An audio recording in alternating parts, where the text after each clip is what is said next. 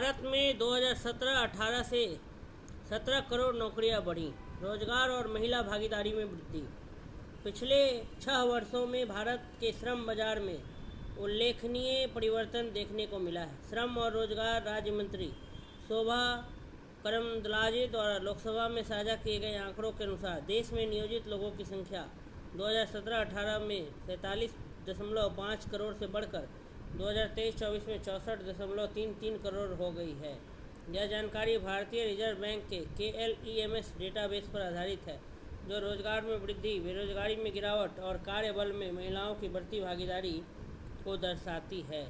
2017-18 से 2023-24 के बीच भारत में लगभग 17 करोड़ नए रोजगार जुड़े, जो देश की मजबूत आर्थिक स्थिरता और उत्पादक रोजगार में विस्तार को दर्शाता है। श्रम बल भागीदारी दर labour force participation rate LFPR 2017-18 में 49.8% से बढ़कर 2023-24 में 60.1% हो गई।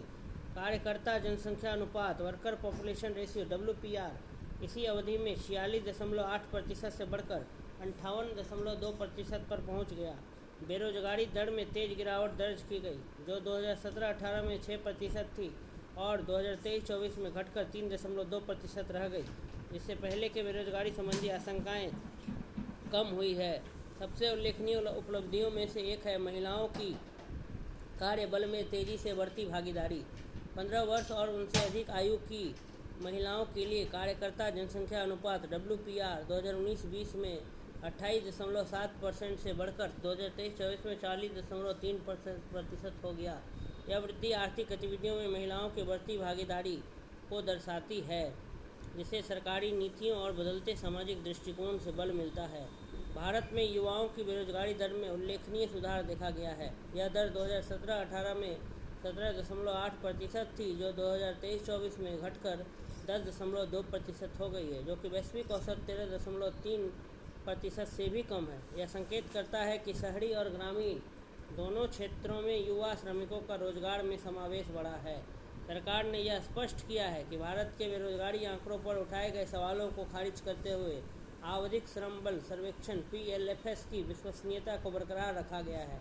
PLFS वैश्विक स्तर पर मान्यता प्राप्त और अंतर्राष्ट्रीय श्रम संगठन ILO के मानकों के अनुरूप है। जनवरी 2025 से PLFS ने श्रम बाजार की प्रवृत्तियों पर अधिक बार अपडेट देने के लिए मासिक अनुमान जारी करना शुरू किया है।